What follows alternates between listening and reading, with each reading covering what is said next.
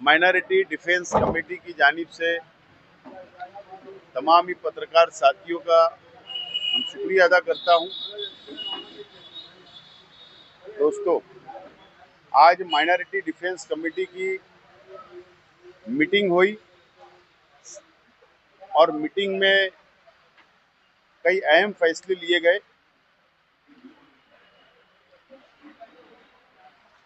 जो एसआईटी का जो केस है, हमारे वकील उसके ऊपर आपसे बात करेंगे, लेकिन जो अहम फैसले लिए गए, माइनॉरिटी डिफेंस कमेटी जहां पर बांग्लादेशी रोहिंग्या मुसलमानों को बदनाम करने के लिए एसआईटी बनी थी, डिफेंस कमेटी लड़ने का काम करेगी, इस तरीके का ऐलान किया गया था। वहीं दूसरी जानिब वक्फ अमेंडमेंट बिल जो मरकजी हुकूमत ने लाई है, पास हो गया है, उस ताल्लुक से भी लड़ने का फैसला उसी वक्त किया गया था। आज मुल्क के हालात, महाराष्ट्र के हालात को देखते हुए माइनॉरिटी डिफेंस कमेटी ने फैसला की है, उत्तर महाराष्ट्र नासिक रेंज में 5 जिले आते हैं: अहमदनगर, नासिक, धुलिया, नंदुरबार और जलगांव। ये 5 जिले के एक बड़ी कॉन्फ्रेंस, माइनॉरिटी कॉन्फ्रेंस लेने का फैसला किया गया है, जो 22 जून को मालेगांव शहर में एक बड़ी कॉन्फ्रेंस होगी। और चाहे हुकूमत के तरफ से या हुकूमत के अंदर शामिल पार्टियों की तरफ से या फिरका परस्त पार्टियों की तरफ से कभी आजान के लाउड स्पीकर का मामला आता है मस्जिद के, या जो वक्फ बोर्ड अमेंडमेंट बिल आया है और जो नीयत खराब है फिरका परस्त तंजीमों की, सरकार की, जो मुसलमानों की वक्फ की गई प्रॉपर्टी के ऊपर जो नीयत खराब है, जो मसाइल हमारे सामने आ सकते हैं, इस ताल्लुक से कॉन्फ्रेंस ली जा रही है। और कॉन्फ्रेंस में लीगल तौर पर, कानूनी तौर पर किस तरीके से मालूमात दी जा सके, एक दूसरे के राब्ता किस तरीके से हो सके, उनके ऊपर कोई मुसीबत आए तो मालेगांव किस तरीके से उनके साथ खड़ा रहे, अगर हमारे पे कोई मुसीबत आए तो वहां के लोग हमारे साथ किस तरीके से खड़े रहे। या आपने देखा कि जलगांव के अंदर भी रोहिंग्या और बांग्लादेशी के नाम पर एफआईआर हुई और अलग अलग शहरों में की जा रही है।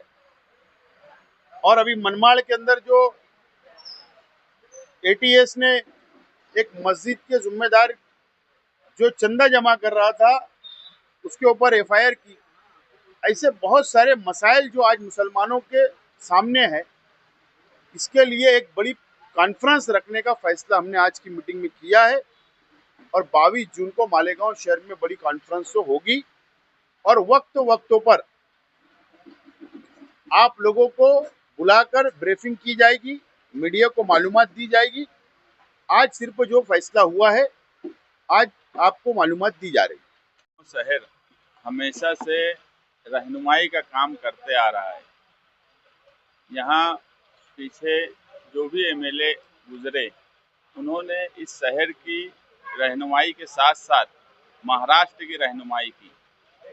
अभी हम देख रहे हैं कि मालेगांव के साथ साथ हमारे आसपास के ज़िले में मुसलसल एक माइनॉरिटीज़ को तकलीफ देने का काम किया जा रहा है।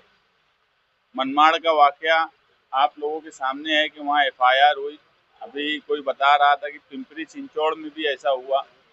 मतलब ये है कि आगे भी ये सब चीज़ें होती रहेंगी और हम ये चाहते हैं कि जो कॉन्फ्रेंस ली जा रही है, शुमाली महाराष्ट्र माइनॉरिटीज़ कॉन्फ्रेंस, उसमें सभी लोगों को बुलाया जाए, उनकी लीगल रहनुमाई भी की जाए और दूसरा क्या तरीका हो सकता है बचाव का वो भी उनको बताया जाए।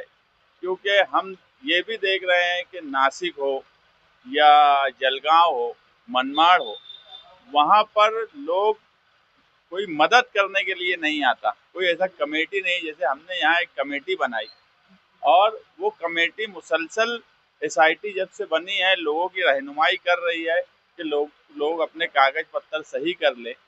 लेकिन दूसरे शहरों में ये नहीं होता, लोग डरते हैं, उनका डर और खौफ भी खत्म हो और हम कानून के दायरे में रहकर हमें क्या हक हमको मिला है वो हक पर हम काम काज करें। हम जब ये कमेटी बनाए थे उस वक्त भी हमने 2 सवाल रखा था। वक्फ के सवाल पर हमारा एक पिटीशन सुप्रीम कोर्ट में माइनॉरिटी डिफेंस कमेटी की तरफ से दाखिल है जिसका नंबर 25/493 ऑफ 2025 है।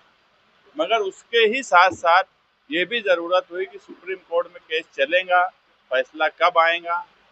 उम्मीद यही है कि फैसला हमारे हक में आए। मगर मदरसे, मस्जिद, दरगाह, कब्रस्तान, इन सबको अगर तकलीफ होने लगी, नोटिसें आने लगी, उस वक्त अगर हम इनके लिए कोई कोशिश करेंगे तो बहुत देर हो जाएंगी। इसलिए पहले से ही इन लोगों को बुलाकर इनके लिए सही रहनुमाई की एक कॉन्फ्रेंस की जाए। और ये कॉन्फ्रेंस जो है 22 जून को जो होने वाली है, एक बहुत बड़ी कॉन्फ्रेंस होगी और इस पर पूरे महाराष्ट्र की नज़र होगी।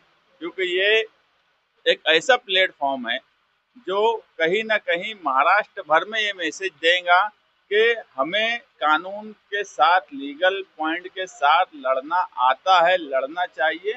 और हम ये भी कोशिश करेंगे कि लोग अपने अपने शहर में कॉन्फ्रेंस के बाद वो अपने लोगों की रहनुमाई करें, अपने लोगों के लिए कोशिश करें। ऐसा ना हो कि दूसरे शहर में लोग दूसरों को छोड़ दें। इसलिए ये कॉन्फ्रेंस बहुत अहमियत की हामिल है और मालेगांव शहर के लिए भी आगे कोई मुसीबत ना आए उससे पहले रहनुमाई उनकी भी होना चाहिए। क्योंकि थोड़ी थोड़ी बात पे मालेगांव में ऐसा हो गया कि मामूली गलती को बहुत बड़ी गलती जो है एजेंसियां बताती है। अभी चार्जशीट आई जो बांग्लादेशी और रोहिंग्या का इतना हवा खड़ा किया गया था, चार्जशीट 1,500-2 हजार पेज की, उसमें एक भी ऐसी बात नहीं है, एक भी जो लोगों को आरोपी बनाया गया है ये नहीं साबित हुआ कि ये बांग्लादेशी हैं। सिर्फ यही हुआ कि ये कागज में गलती हो गई, वो कागज में गलतियां भी ऐसी है कि अगर उसको सच मान भी लिया जाए तो वो फाइन या पेनल्टी लगाकर उसको खत्म किया जा सकता। मगर उसके बाद भी 3-3.5 महीने से लोग जेल में हैं।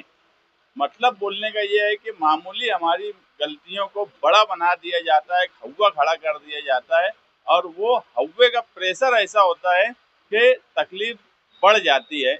इसलिए पहले से तैयारी करना ज़रूरी है। इसलिए माइनॉरिटी डिफेंस कमेटी ने ये तय किया कि 22 जून को एक बड़ा प्रोग्राम रखकर लोगों की रहनुमाई की जाए।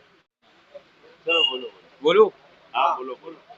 छावनी पुलिस स्टेशन के सीआर नंबर 40/2025 में 29 अप्रैल को 2000 से जायद सफाहत पर चार्जशीट कोर्ट में दाखिल की जा चुकी है। उसका हमने मुतायला भी किया है और कल हम जो है मालेगांव शहर के एक सीनियर एडवोकेट मर्चेंट साहब की रहनुमाई भी माइनॉरिटी डिफेंस कमेटी के ज़रिए ले रहे हैं। कल उनको हम चार्जशीट देने के बाद उनके साथ बैठकर ये तय करेंगे कि किसकी ज़मानत पहले रखना चाहिए और 2 जजेस जिनके पास पहले ये मामला पेंडिंग थे, जिन्होंने ज़मानत रद्द की थी, उनके तबादले हो रहे हैं, तो उनके पास दाखिल करना है या हमको 1 जून तक रुकना है, इसकी भी जो चर्चा है कल हम मर्चेंट साहब के साथ बैठकर चार्जशीट में जो भी एविडेंस आया है उसके बारे में हम पहले बातचीत करेंगे और उसके बाद जो है फैसला करेंगे और इंशाल्लाह फिर मीडिया के ज़रिए हम आपको अगली बातें बता देंगे। तो ऐसा नाम रखेंगे या फिर ऐसा? आज माइनॉरिटी डिफेंस कमेटी की मीटिंग में ये फैसला हुआ है कि नासिक रेंज के 5 जिले की माइनॉरिटी कॉन्फ्रेंस ली जाए जो 22 जून को होगी। और मैंने पहले ही आपसे कहा कि वक्त पर आपको ब्रीफ किया जाएगा। तो अभी हमारी एक इसके अंदर एक कमेटी और बनेगी जो हम हमारा एजेंडा फाइनल करेंगे, उसका नाम फाइनल करेंगे और उसके बाद आप लोगों को बुलाकर हम लोग इत्तला देखो ऐसा है कि नीयत साफ हो तो मंजिल आसान है, और हम लोगों की नीयत साफ है। इसके लिए हम लोग इत्तेहाद के साथ आगे बढ़ रहे हैं, और ये कोई पॉलिटिकल माइनॉरिटी डिफेंस कमेटी नहीं है, बल्कि हम हमारी कौम की, हमारी मिल्लत के लिए, माइनॉरिटीज के लिए जो मसाइल है उसके लिए हम लोग अभी लड़ रहे हैं, और इंशाल्लाह इसके अंदर हमको कामयाबी मिलेगी, क्योंकि हमारी नीयत साफ है। मालेगांव में एक कमेटी बनी है, मालेगांव एक्शन कमेटी पर है काम से औकाफ। अब आप लोग ये कॉन्फ्रेंस शुरू कर रहे हैं, उनका भी काम चल रहा है, तो उनको बुलाएंगे, जोड़ेंगे या फिर उनके पैरेलल? खलील भाई, मैंने आपको एकदम साफ कहा कि हमारा सिर्फ अभी कॉन्फ्रेंस लेने का ऐलान हुआ है, हमारी एजेंडा तैयार होगा, हम लोग आप लोगों को बुला के इत्तला देंगे, किसको बुलाना किसको नहीं बुलाना, ये तमाम ही बातें हमारी कमेटी में तय होगी, एजेंडा फाइनल होगा, उसके बाद आप खुद ही इत्तला दी जाएगी।